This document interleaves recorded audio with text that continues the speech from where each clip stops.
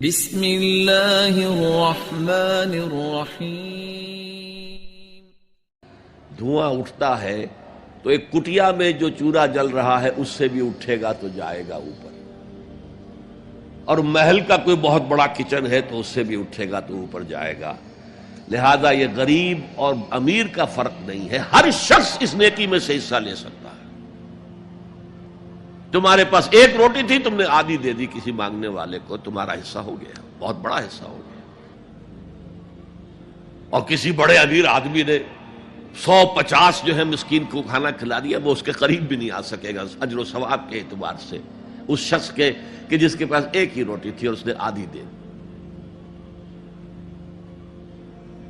تو بر جو ہے حقیقت میں لیس البر ان تولوا وجوهکم قبل المشرق والمغرب ولكن البر من آمن بالله واليوم الآخر والملائکۃ والکتاب والنبیین۔ میں بھی ایک زمانے میں اس پر کچھ متردد سا ہوتا تھا، کچھ سوچتا تھا، یہ نیکی کا تعلق تو ہم عمل سے سمجھتے ہیں، یہاں ایمان کی بحث کی کیا ضرورت ہے؟ ایمان تو ایک باطنی حقیقت ہے، نیکی جو ہے وہ ایک ظاہری خارجی حقیقت ہے۔ لیکن پھر سمجھ میں آیا کہ اصل نیکی وہ نیت ہے جس کے ساتھ وہ کام کیا جا رہا ہے۔ اگر خیرات بانٹی جا رہی ہے، جھگیوں میں جا کر میلے کچیلے بچوں کو گود میں لے کر اپنی سفید اشکروں کو بھی خراب کیا جا رہا ہے، اور معلوم ہے کہ یہ اس لیے کر رہا ہے کہ آئندہ الیکشن میں کھڑا ہونا ہے، تو کوئی ہے جو کہے گا کہ یہ نیکی ہو رہی ہے؟ کام تو بظاہر بڑی نیکی کا کام ہے۔ نیکی کے لیے شرط اول اللہ پر ایمان ہے، اس کی موٹیویشن لو آف گاڈ۔ اس کے سوا اگر کوئی اور موٹیو ہے، اگر دنیا میں شہرت چاہیے، اگر اس نیکی کے ذریعے سے بھی مال کمانے کا معاملہ ہے، دھندا ہے، نیکی کے پردے میں دھندا ہو رہا ہے، وہ نیکی نہیں ہے، چاہے ظاہری اعتبار سے وہ بہت بڑی نیکی ہو۔ تو سب سے پہلا مسئلہ نیت کا ہے، نیت کا ہے، نیت کا ہے۔ کس ارادے کے تحت یہ نیکی کی جا رہی ہے، کیا مقصود ہے، کیا مطلوب ہے؟ چنانچہ نوٹ کیجئے، اکثر محدثین نے اپنے جو مجموعے مرتب کیے احادیث کے، ان میں پہلی آیت کون سی، پہلی حدیث کون سی لاتے ہیں؟ حضرت عمر رضی اللہ تعالیٰ عنہ سے روایت ہے، انما الاعمال بالنیات، نیکیوں کا، نیک اعمال کا دار و مدار نیتوں پر ہے۔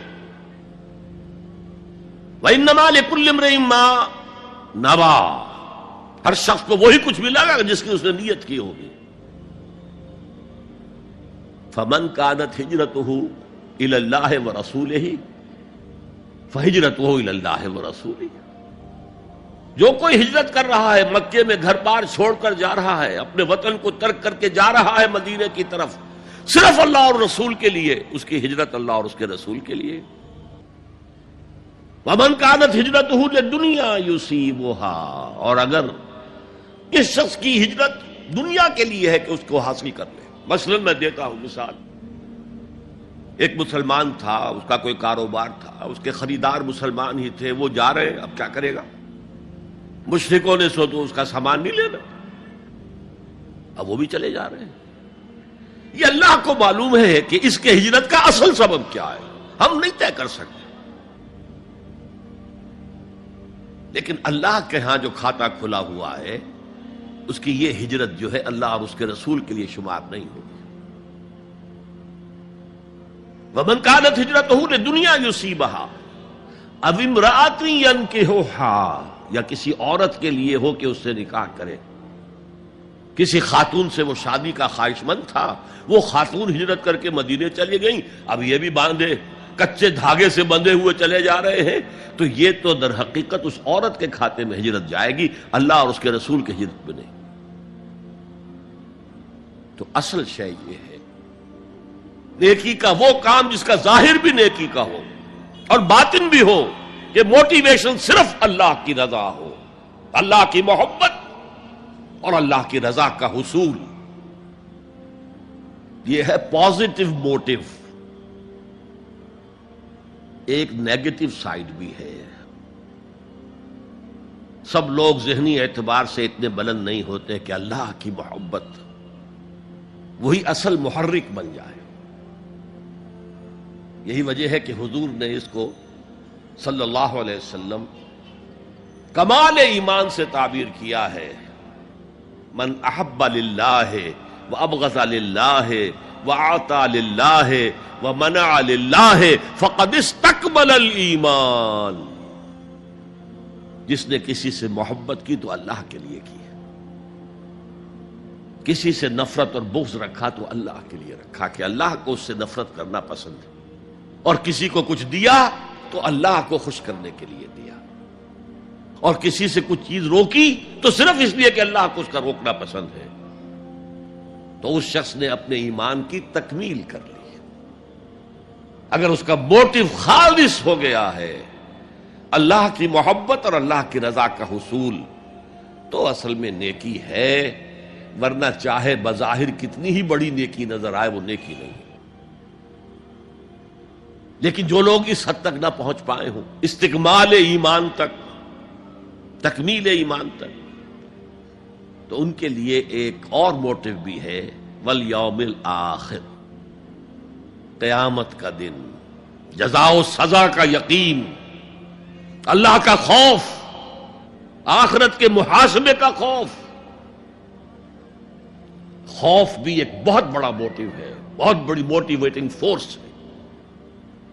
اب میں یوں کہوں گا کہ اگر کسی عمل کا محرک ہے صرف اللہ کی محبت، اس کی رضا کا حصول اور آخرت کی نجات، تو وہ نیکی ہے. اگر یہ نہیں ہے، کوئی وطن پرست ہے، وطن کی محبت کی وجہ سے کوئی نیک کام کر رہا ہے، اس کا وہ کام وطن پرستی کے کھاتے میں جائے گا، خدا پرستی کے کھاتے میں نہیں جائے گا. کوئی قوم پرست ہے، اپنے قوم کی محبت میں کچھ کر رہا ہے،